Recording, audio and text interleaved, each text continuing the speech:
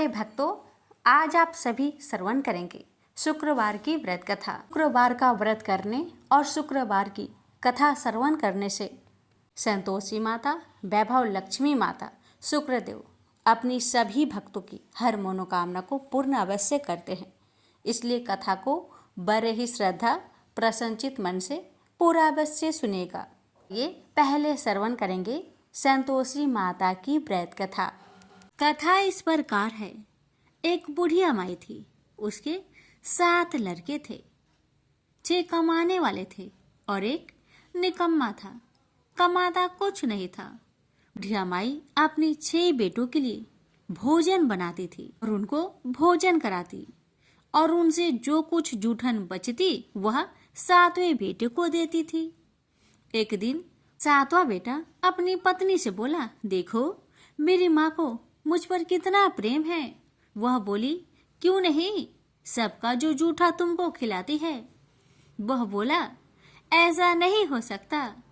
मैं जब तक अपनी आंखों से ना देख लूं, मैं मान नहीं सकता कि मेरी माँ मेरे साथ ऐसा कर सकती है। कुछ दिन बाद त्योहार आया। घर में 7 प्रकार के भोजन और चूरमे के लड्डू बने। अब सबसे छोटे लड़के ने यानी कि 7वें लड़के ने अपना सिर दुखने का बहाना बनाया और पतला चादर ओढ़कर रसोई घर में सो गया, ये देखने के लिए कि मेरी माँ मुझे जूठे भोजन देती है या फिर बनाई हुई ताजी भोजन देती है। लड़का झूठ मूठ का सोने के नाटक करके रसोई घर में सोया हुआ है। वह पतले चादर के अंदर से सब कुछ देख रहा था। तभी 6 भाई भोजन करने आए।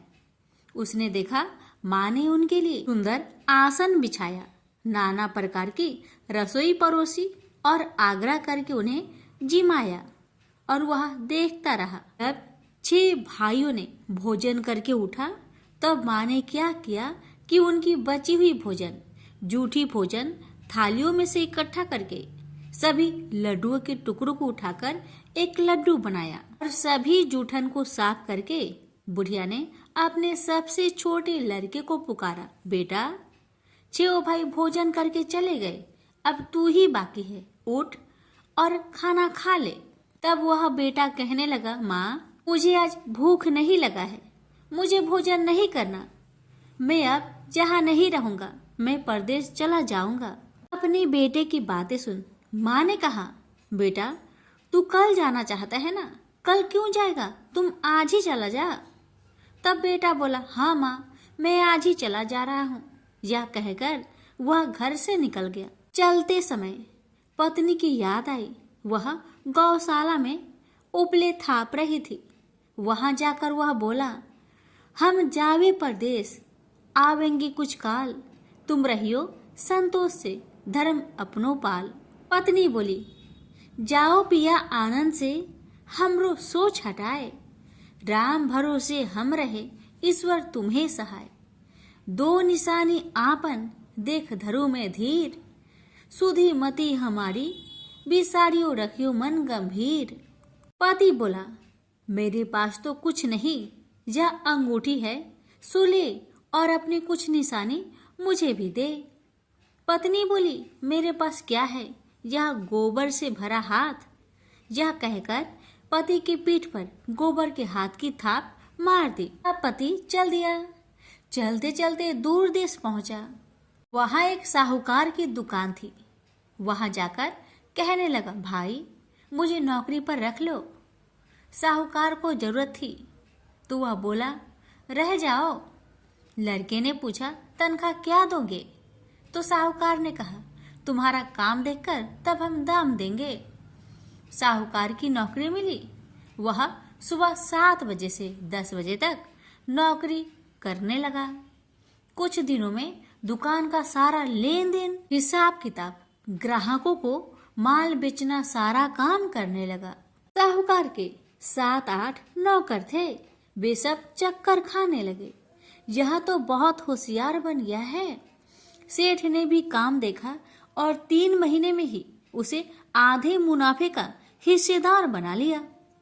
वह कुछ वर्ष में ही नामी सेठ बन गया और मालिक सारा कारोबार उस पर छोड़कर चला गया। इधर पति की अनुपस्थिति में उसकी पत्नी को सास ससुर दुख देने लगे। सारी गृहस्थी का काम करा के उसे लकड़ी लेने जंगल में भेजते हैं। इस बीच घर के आटे से जो भूसी निकलती उसकी रोटी बनाकर रख दी जाती और उसके साथ ही फूटे नारियल की नारेली में पानी। एक दिन वह लकड़ी लेने जा रही थी। रास्ते में बहुत सी स्त्रियां संतोषी माता की व्रत करते दिखाई दी। वह लड़की खड़ी होकर कथा सुनने लगी और पूछा, बहनों, तुम किस देवता की व्रत करती हो और उसके करने से क्या फल मिलता है? यदि तुम इस व्रत का विधान मुझे समझाकर कहोगी तो मैं तुम्हारा बड़ा एहसान मानूंगी। तब उनमें से एक स्त्री बोली, सुनो बहन, यह संतोषी माता का व्रत है। इसके करने से निर्धनता दरिद्रता का नाश होता है और जो कुछ मन में कामना हो सब संतोषी माता की कृपा से पूरी होती है। तब उसने उससे व्रत की विधि पूछी। वह भक्तिनी स्त्री बोली, 1.25 आने का गुड़ चना लेना, इच्छा हो तो 5.25 आने का लेना या फिर 1.25 रुपए का भी सहूलियत के अनुसार लाना। बिना परेशानी और श्रद्धा व प्रेम से जितना भी बन पड़े सवाया लेना। प्रत्येक शुक्रवार को निराहार रहकर कथा सुनना। इसके बीच कर्म टूटे नहीं, लगातार नियम पालन करते रहना। सुनने वाला कोई ना मिले तो घी का दीपक जला उसके आगे या जल के पात्र के सामने रखकर कथा कहना। जब कार्य सिद्ध ना हो नियम का पालन करना और कार्य सिद्ध हो जाने पर व्रत का उद्यापन करना। 3 मास में माता फल पूरा करती है। यदि किसी के ग्रह खोटे भी हो तो भी माता वर्ष भर में कार्य सिद्ध करती है। फल सिद्ध होने पर उद्यापन कर लेना चाहिए, बीच में नहीं। उद्यापन में 2.5 सेर आटे का खाजा तथा इसी परिमाण में खीर तथा चने का साग करना। 8 लड़कों को भोजन कराना। जहाँ तक मिले देवर जेठ भाई बंधु के हो, न मिले तो रिश्तेदारों और पास पड़ोसियों को बुलाना। उन्हें भोजन करा, यथाशक्ति दक्षिणा दे। माता का नियम पूरा करना। उस दिन घर में खटाई न खाना। यह सुन बुढ़िया माई के लड़के की बहू चल दी। रास्ते में लकड़ी की बोझ को बेच दिया और उन पैसों से गुड़ चना ले माता की व्रत की तैयारी कर आगे चली और सामने मंदिर देखकर पूछने लगी, यह मंदिर किसका है? सब कहने लगे, संतोषी माता का मंदिर है। यह सुनकर माता के मंदिर में जाकर चरणों में लौटने लगी। दीन हो विनती करने लगी, माँ, मैं निपट अज्ञानी हूँ, व्रत के कुछ भी नियम नहीं जानती, मैं दुखी हूँ। हे माँ, जगत जननी, मेरा दुख दूर कर, मैं तेरी शरण में आई हूँ। माता को दया आई। एक शुक्रवार बीता कि दूसरे को उसके पति का पत्र आया और तीसरे शुक्रवार को उसका भेजा हुआ पैसा आ पहुंचा। यह देख जेठ जेठानी मुंह सिडोकने लगी। लड़के ताने देने लगे। काकी के पास पत्र आने लगे, रुपया आने लगा। अब तो काकी की खातिर बढ़ेगी। बेचारी सरलता से कहती, भैया कागज आवे रुपया आवे, हम सब के लिए अच्छा है। ऐसा कहकर आंखों में आंसू भरकर संतोषी माता के मंदिर में आ मातेश्वरी के चरण में गिरकर रोने लगी। माँ, मैंने तुमसे पैसा कब मांगा है माँ? मुझे पैसे से क्या काम है माँ? मुझे तो अपने सुहाग से काम है। मैं तो अपनी स्वामी के दर्शन मांगती हूँ माँ। तब माता ने प्रसन्न होकर कहा, जा बेटी, तेरा स्वामी आएगा। यह सुनकर खुशी से बावली होकर घर जा पहुंची, अपना काम काज करने लगी।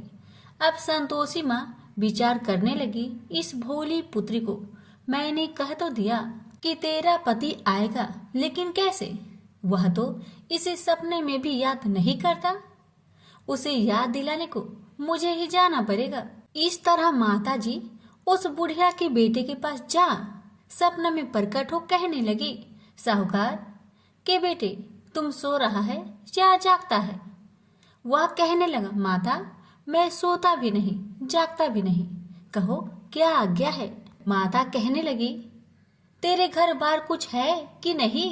वह बोला, मेरे पास सब कुछ है माँ, माँ बाप है, पत्नी है, क्या कमी है माँ? माँ बोली, भोले पुत्र तेरी पत्नी घोर कष्ट उठा रही है, तेरे माँ बाप उसे परेशान कर रहे हैं, वह तेरे लिए तरस रही है, तू उसकी सुधि ले। वह बोला, हाँ माता जी यह तो मालूम है, परंतु जाऊं तो कैसे? परदेश की बात है, लेन देन का कोई हिसाब नहीं है, कोई जाने का रास्ता भी नहीं आता, कैसे चला जाऊं? माँ कहने लगी, मेरी बात मान, सवेरे नहा धोकर संतोषी माता का नाम ले, घी का दीपक जला, दंडवत कर दुकान पर बैठ, देखते देखते तेरा सारा लेन देन चुक जाएगा, जमा का माल बिक जाएगा, साज होते होते धन का भारी ढेर लग जाएगा। माता की बात मानकर वह नहा धोकर संतोषी माता को दंडवत घी का दीपक जला, थोड़ी देर में देने वाले रुपए लाने लगे, लेने वाले हिसाब लेने लगे, कोठे में भरे सामान की खरीदारी नगद दाम में दे सौदा करने लगे। शाम तक धन का भारी ढेर लग गया। मन में माता का नाम ले चमत्कार देख प्रसन्न होकर घर ले जाने के वास्ते गहना कपड़ा सामान खरीदने लगा। यह काम से निपट तुरंत घर को रवाना हुआ। उधर उसकी पत्नी जंगल में लकड़ी लेने जाती है। लौटते वक्त माता जी के मंदिर में विश्राम करती है। वह तो उसके प्रतिदिन रुकने का जो स्थान ठहरा। धूल उड़ती देख वह माता से पूछती है, हे माता यह धूल कैसे उड़ रही है? माता कहती है, हे पुत्री तेरा पति आ रहा है, अब तू ऐसा कर लकड़ियों के 3 बोझ बना ले, एक नदी के किनारे रख और दूसरा मेरे मंदिर पर व तीसरा अपने सिर पर। तेरे पति को लकड़ियों का गट्टर देख मोह पैदा होगा, वह यहाँ रुकेगा, नाश्ता पानी खाकर माँ से मिलने जाएगा, तब तू लकड़ियों का बोझ उठाकर जाना और चौक में गट्टर डालकर जोर से आवाज देकर कहना, लो सासू जी लकड़ियों का गट्टर लो, भूसी की रोटी दो, नारियल की खोपरे में पानी दो, आज मेहमान कौन आया है? माताजी बहुत अच्छा कहकर वह प्रसन्न मन से लकड़ियों के 3 गट्टर बनाई, एक नदी के किनारे पर और एक माताजी के मंदिर पर रखा। इतने में मुसाफिर आ पहुंचा।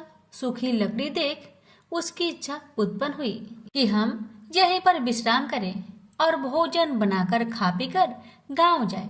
इसी तरह रुककर भोजन बना, विश्राम करके गांव को गया, सबसे प्रेम से मिला। उसी समय सिर पर लकड़ी का गट्टर लिए वह उतावली सी आती है, लकड़ियों का भारी बोझ आंगन में डालकर जोर से 3 आवाज देती है, लो सासू जी लकड़ियों का गट्टर लो, भूसी की रोटी दो, आज मेहमान कौन आया है? यह सुनकर उसकी सास बाहर आकर अपने दिए हुए कष्टों को भुलाने हेतु कहती है, बहू ऐसा क्यों कहती है? तेरा मालिक ही तो आया है, आ बैठ, मीठा भात खा, भोजन कर, कपड़े पहन, गहने पहन। उसकी आवाज सुन उसका पति बाहर आता है, अंगूठी देख व्याकुल हो जाता है और माँ से पूछता है, माँ यह कौन है? माँ ने कहा, बेटा यह तेरी पत्नी है, जब से तू गया है तब से सारे गांव में भटकती फिरती है, घर का कामकाज कुछ नहीं करती, 4 पहर आकर खा जाती है। वह बोला, ठीक है माँ मैंने इसे भी देखा और तुम्हें भी, अब दूसरे घर की ताली दो, मैं उसमें रहूंगा। माँ बोली, ठीक है जैसी तेरी मर्जी। तब वह दूसरे मकान की 3री मंजिल का कमरा खोल सारा सामान जमाया। एक दिन में ही राजा के महल के जैसा ठाट बाट बन गया। अब क्या था, बहू सुख भोगने लगी। इतने में शुक्रवार आया। उसने पति से कहा, मुझे संतोषी माता का व्रत उद्यापन करना है।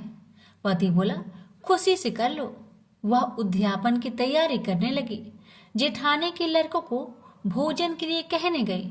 उन्होंने मंजूर किया, परंतु पीछे से जेठानी ने अपने बच्चों को सिखाया, देखो भोजन के समय खटाई मांगना, जिससे उसका उद्यापन पूरा ना हो। अब तो बच्चे जिमने आए, खीर खाना पेट भर के खाए, परंतु बाद में खाते ही कहने लगे, हमें खटाई दो, खीर खाना हमको नहीं भाता, देखकर आरुचि होती है। वह कहने लगी, भाई खटाई किसी को नहीं दी जाएगी, यह माँ संतोषी का प्रसाद है। लड़के उठ खड़े हुए, बोले, पैसे लाओ। भोली बहू कुछ जानती नहीं थी, वह उन बालकों को पैसे दे दिए। लड़के उसी समय हट करके इमली खटाई ले खाने लगे। यह देखकर बहू पर माताजी ने कोप किया। राजा के दूत उसके पति को पकड़कर ले गए। जेठ जेठानी मन माने वचन कहने लगे, लूट लूट कर धन इकट्ठा कर लाया है, अब सब मालूम पड़ जाएगा जब जेल की मार खाएगा। बहू से यह सहन नहीं हुआ। रोती हुई बहू माताजी के मंदिर गई, कहने लगी, हे माता, तुमने क्या किया? हंसाकर अब भक्तों को रुलाने लगी।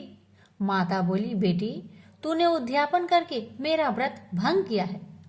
वह कहने लगी, माता मैंने कुछ अपराध किया है क्या? मैंने तो भूल से लड़कों को पैसे दे दिए थे, मुझे क्षमा करो, मैं फिर तुम्हारा उद्यापन करूंगी। माँ बोली, अब भूल मत करना। माँ कहती है, अब भूल नहीं होगी, अब बतलाओ वो कैसे आएंगे? माँ बोली, जा पुत्री, तेरा पति तुझे रास्ते में आता मिलेगा। वह निकली, राह में पति आता मिला। वही पूछी, कहाँ गए थे? वह कहने लगा, इतना धन जो जमाया है उसका टैक्स राजा ने मांगा था, वह भरने गया था। वह परेशान हो बोली, भला हुआ, अब घर को चलो। कुछ दिन बाद फिर शुक्रवार आया। फिर वह बोली, मुझे माता का उद्यापन करना है। पति ने कहा, करो। पत्नी फिर जेठ के लड़कों को भोजन को कहने गई। ठानी ने एक दो बातें सुनाई, सब लड़कों को सिखाने लगी, तुम सब लोग पहले ही खटाई मांगना। लड़के भोजन से पहले कहने लगे, हमें खीर नहीं खाना, हमारा जी बिगड़ता है, कुछ खटाई खाने को दो। वह बोली, खटाई किसी को नहीं मिलेगा, आना हो तो आओ। वह ब्राह्मण के लड़के को लाकर भोजन कराने लगी। यथाशक्ति दक्षिणा की जगह एक एक फल उन्हें दिया। संतोषी माता प्रसन्न हुई। माता की कृपा होते ही 9वें मास में उसके चंद्रमा के समान सुंदर पुत्र प्राप्त हुआ। पुत्र को पाकर प्रतिदिन माताजी के मंदिर में जाने लगी। माँ ने सोचा, यह रोज आती है, आज क्यों ना आए, इसके घर चलो। यह विचार कर माता ने भयानक रूप बनाया। गुड़ चने से सना मुख, ऊपर सूर्य के समान होठ, उस पर मक्खियां भीन भीन कर रही थी। दहली पर पैर रखते ही उसकी सास चिल्लाई, देखो रे देखो, कोई चुड़ैल डाकिन चली आ रही है, लड़कों इसे भगाओ नहीं तो किसी को खा जाएगी। लड़के भागने लगे, चिल्लाकर खिड़की बंद करने लगे। बहू रोशनदान में देख रही थी, प्रसन्नता से पगली बन चिल्लाने लगी, आज मेरी माँ मेरे घर आई है, आज मेरी माता मेरे घर आई है। वह बच्चों को दूध पीने से हटाती थी। इतने में सास का क्रोध फट पड़ा। वह बोली, क्यों उतावली हुई है, बच्चे को पटक दिया। इतने में माँ के प्रताप से लड़के ही लड़के नजर आने लगे। वह बोली, माँ जिसका मैं व्रत करती हूँ, यह वही संतोषी माता है। सबने माता जी के चरण पकड़ लिए और विनती कर कहने लगे, हे माता, हम मूर्ख हैं, अज्ञानी हैं, तुम्हारे व्रत की विधि हम नहीं जानते, व्रत भंग कर हमने बड़ा अपराध किया है। जग माता, आप हमारा अपराध क्षमा करो। इस प्रकार माता प्रसन्न हुई। बहू को प्रसन्न हो जैसा फल दिया, वैसा माता सबको दे। जो पढ़े उसका मनोरथ पूर्ण हो, जो सुने उसका भी मनोरथ पूर्ण हो। प्रेम से बोलिए संतोषी माता की जय। माँ वैभव लक्ष्मी की व्रत कथा। लाखों की जनसंख्या को अपने में समेटे कुशीनगर एक महानगर था। जैसे कि अन्य महानगरों की जीवनचर्या होती है, वैसा ही कुछ यहाँ भी था। यानी बुराई अधिक, अच्छाई कम, पाप अधिक, पुण्यकम। इसी कुशीनगर में हरिवंश नामक एक सद्गृहस्थ अपनी पत्नी दामिनी के साथ सुखी संपन्न जीवन गुजार रहा था। दोनों ही बड़े नेक और संतोषी स्वभाव के थे। धार्मिक कार्य अनुष्ठानों में उनकी अपार श्रद्धा थी। दुनियादारी से उनका कोई विशेष लेना देना नहीं था। अपने में ही मगन गृहस्थ की गाड़ी खींचे चले जा रहे थे दोनों। किसी ने ठीक ही कहा है, संकट और अतिथि की आने के लिए कोई समय निर्धारित नहीं होता। कुछ ऐसा ही हुआ दामिनी के साथ। जब उसका पति हरिवंश न जाने कैसे बुरे लोगों की संगत में फंस गया और घर गृहस्थी से उनका मन उचट गया। देर रात शराब पीकर घर आना और गाली गलौज तथा मारपीट करना उसका नित्य का नियम सा बन गया था। जुए, राटे, रेस तथा वैश्यगमन जैसे बुरे कर्म भी कुसंगति के बदौलत उसके पल्ले पड़ गए। धन कमाने की तीव्र लालसा ने हरिवंश की बुद्धि हर ली और उसको अच्छे बुरे का भी ज्ञान न रहा। घर में जो कुछ भी था सब उसके दुर्व्यसनों की भेंट चढ़ गया। जो लोग पहले उसका सम्मान करते थे अब उसे देखते ही रास्ता बदलने लगे। भूखमरी की हालत में भिखमंगों के समान उनकी स्थिति हो गई। लेकिन दामिनी बेहद संयमी और आस्थावान तथा संस्कारी स्त्री थी। ईश्वर पर उसे अटल विश्वास था। वह जानती थी कि यह सब कर्मों का फल है। दुख के बाद सुख तो एक दिन आना ही है। अचानक एक दिन दोपहर के समय द्वार पे हुई दस्तक की आवाज सुनकर दामिनी की तंद्रा भंग हुई। अतिथि सत्कार के भय मात्र से उसकी अंतर आत्मा कांप उठी, क्योंकि घर में अन्न का एक दाना भी नहीं था जो अतिथि की सेवा में अर्पित किया जा सकता। फिर भी संस्कारों की ऐसी प्रबलता थी कि उसका मन अतिथि सत्कार को उद्धत हो उठा। उसने उठकर द्वार खोला, देखा सामने एक दिव्य पुरुष खड़ा था।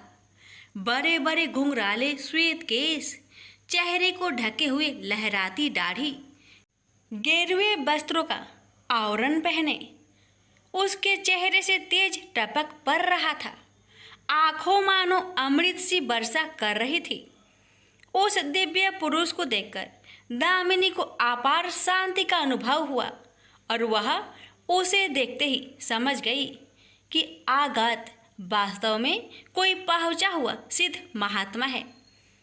उसके मन में अतिथि के प्रति गहन श्रद्धा के भाव उमड़ पड़े और वह उसे सम्मान सहित घर के भीतर ले गई। दामिनी ने जब उसे फाटे हुए आसन पर बैठाया तो वह मारे लज्जा के जमीन में गिर सी गई। उधर वह संत पुरुष दामिनी की ओर एकटक निहारे जा रहा था। घर में जो कुछ भी बचा खुचा था दामिनी ने अतिथि की सेवा में अर्पित कर दिया, पर उसने इस पर कोई ध्यान नहीं दिया। बस दामिनी को यूं निहारे जा रहा था मानो उसे कुछ याद दिलाने की चेष्टा कर रहा हो। जब काफ़ी देर तक दामिनी कुछ न बोली तो उसने कहा, बेटी मुझे पहचाना नहीं क्या? उसका यह प्रश्न सुनकर दामिनी जैसे सोते से जागी और अत्यंत संकुचाते हुए मधुर स्वर में बोली, महाराज मेरी धृष्टता को क्षमा करें। जो आप जैसे दिव्य पुरुष को मैं पहचान कर भी नहीं पहचान पा रही हूँ। पारिवारिक कष्टों ने तो जैसे मेरी सोचने समझने की शक्ति ही छीन ली है। लेकिन यह निश्चित है कि संकट की इस घड़ी में मुझे आप जैसे साधु पुरुष का ही सहारा है। तभी जैसे दामिनी को कुछ याद हो आया, वह उस साधु के चरणों में गिरकर बोल उठी, अब मैं आपको पहचान गई हूँ महाराज। स्नेहा रूपी अमृत की वर्षा करने वाले अपने शुभ चिंतक को कोई कैसे भूल सकता है भला। वास्तव में वह साधु मंदिर की राह के मध्य में बनी अपनी कुटिया के बाहर बट वृक्ष के नीचे बैठ साधना किया करता था और मंदिर आने जाने वाले सभी श्रद्धालु से प्रणाम करके स्वयं को कृतार्थ अनुभव करते थे। दामिनी भी उन्हीं में से एक थी। जब पिछले काफी दिनों से उसने उसे मंदिर की ओर आते जाते नहीं देखा तो उसकी कुशल क्षेम जानने के लिए पूछताछ करते हुए उसके घर की ओर आ निकला था। दामिनी अभी अपनी सोचों में ही डूबी हुई थी कि साधु महाराज ने मौन भंग किया। क्या कारण है पुत्री, तू आजकल मंदिर आती जाती दिखाई नहीं पड़ती। तुझे जो भी कष्ट है मुझे बता, शायद मैं तेरी कुछ सहायता कर सकूं। व्यक्ति दुखों के बोझ तले दबा हो तो ऐसे में सहानुभूति के दो बोल ही काफ़ी होते हैं। दामिनी भी खुद पर संयम नहीं रख पाई और बिलख कर रोने लगी। तभी वह साधु वात्सल्यपूर्ण स्वर में बोला, मन छोटा करने से समस्या हल नहीं होगी। सुख दुख तो एक गाड़ी की दो पहियों के समान है, इनका आना जाना तो जिंदगी भर लगा ही रहता है। अपना दुख किसी को बता देने से मन हल्का हो जाता है। कुछ देर चुप रहने के बाद दामिनी ने बोलना शुरू किया, महाराज, सर्व सुखों से भरपूर था मेरा घर, कण कण में खुशियों का नित्य होता था। पति भी नेक और ईमानदार थे। सदा जीवन उच्च विचार की आधारशिला पर टिकी थी। हमारी गृहस्थी रुपए पैसे की भी कोई कमी नहीं थी। सुबह शाम घर में ईश्वर वंदना होती थी। लेकिन अचानक न जाने किसकी नज़र लग गई, हमारा भाग्य हमसे रूठ गया। मेरे पति कुछ संगति में फंसकर अपना सब कुछ गवा बैठे। अब तो ऐसा लगता है जैसे साया भी साथ छोड़कर जाने को तैयार बैठा है। भिखारियों से भी बदतर स्थिति हो गई है हमारी। दामिनी की करुण व्यथा सुनकर साधु का हृदय हाहाकार कर उठा। वह द्रवित स्वर में बोल उठा, बेटी, कर्म का लिखा तो भोगना ही पड़ता है। तुम्हारे कष्टों का भी कर्मों से नाता है। लेकिन तुम चिंता ना करो, सब कुछ पहले जैसा हो जाएगा। दुख के बाद ही सुख आता है। दुख सहे बिना सुख की सच्ची अनुभूति हो ही नहीं सकती। तुम माँ लक्ष्मी के प्रति श्रद्धा जारी रखो। सबका उद्धार करने वाली प्रेम का छलकता सागर है माँ लक्ष्मी। अपने भक्तों पर सदैव उनकी कृपा दृष्टि रहती है। तुम संपूर्ण आस्था के साथ माँ वैभव लक्ष्मी का व्रत करना शुरू करो। तुम्हारी साधना अवश्य रंग लाएगी। दामिनी एक संस्कारी स्त्री थी। धर्म कर्म में उसकी अगाध आस्था थी। माँ वैभव लक्ष्मी के व्रत की बात सुनकर उसका चेहरा दमक उठा। बोली, महाराज, यदि इस व्रत को करने से मेरे परिवार पर आई विपदा टल सकती है तो मैं इसे जरूर करूँगी। आप मुझे बताएं कि इस व्रत को कब और कैसे किया जाता है। साधु महाराज दामिनी की भक्ति भावना देखकर प्रसन्न होकर बोले, बेटी, सारे जगत का कल्याण करने वाली माँ वैभव लक्ष्मी के व्रत की विधि में जन कल्याण तुम्हें बता रहा हूँ। प्रत्येक शुक्रवार को यह व्रत किया जाता है। सर्वप्रथम जितने शुक्रवार को यह व्रत करना हो उसका संकल्प लेकर माँ वैभव लक्ष्मी को मन ही मन प्रणाम करें।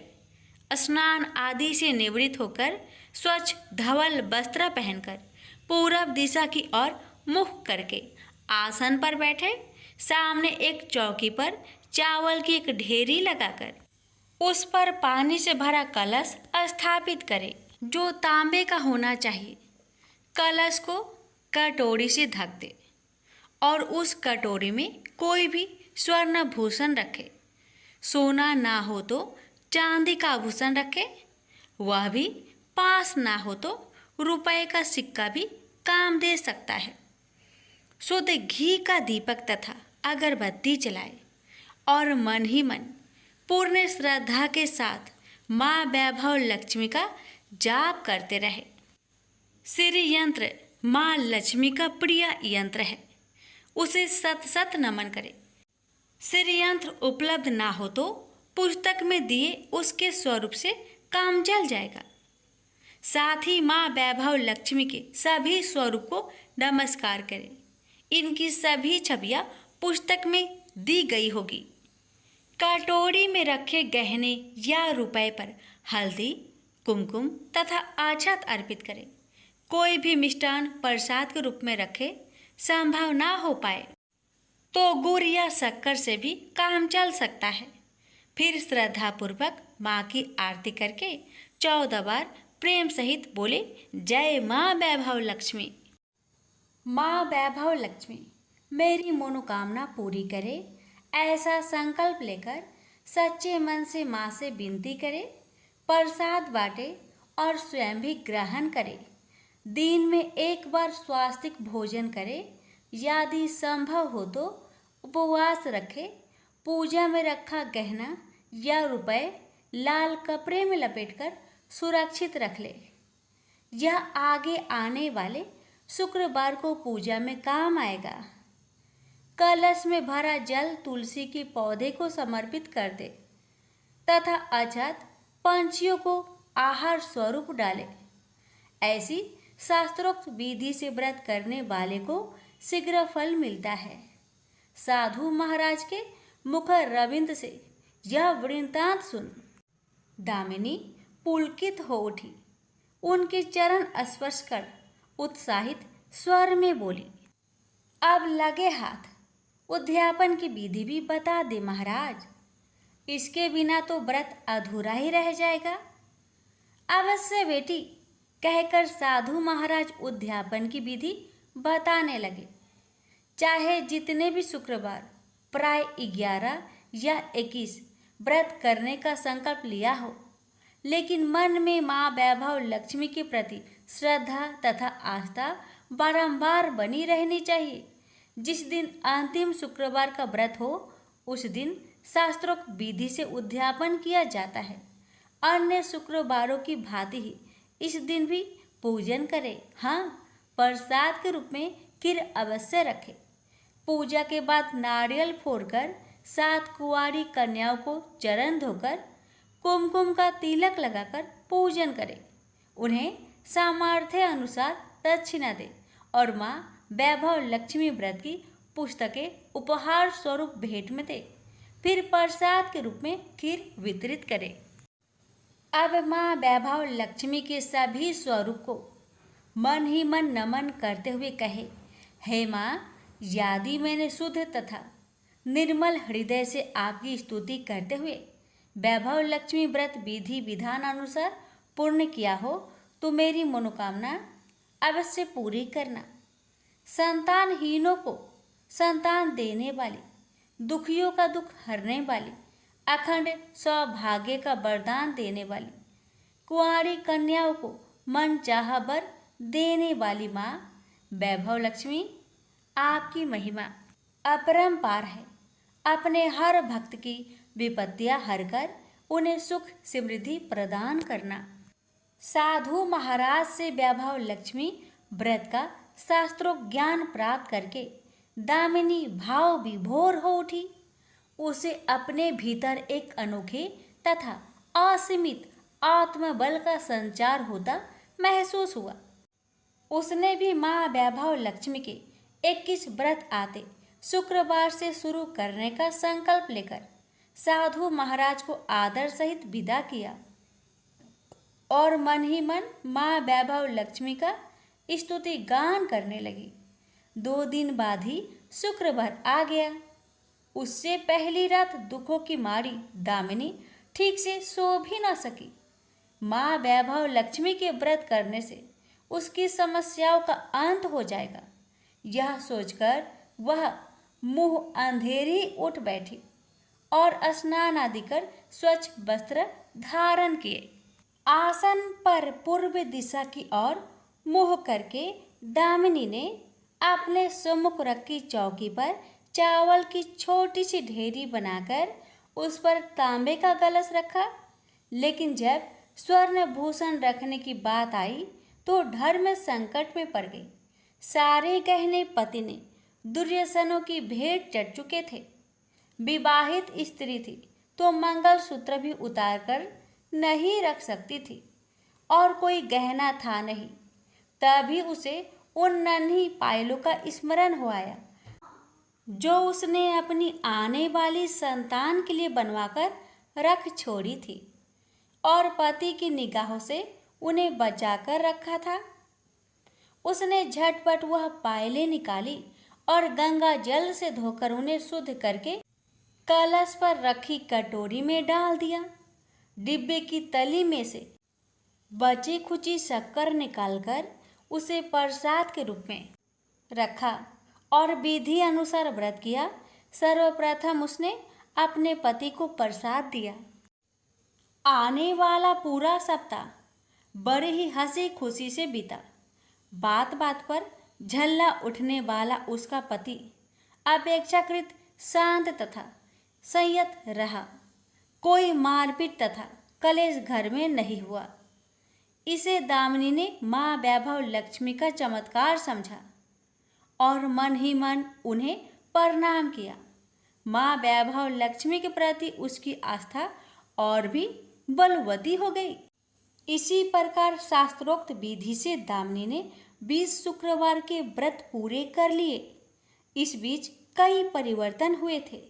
उसका पति कुसंगति छोड़कर सीधी राह पर आ गया था और उसका कामकाज भी जमने लगा था।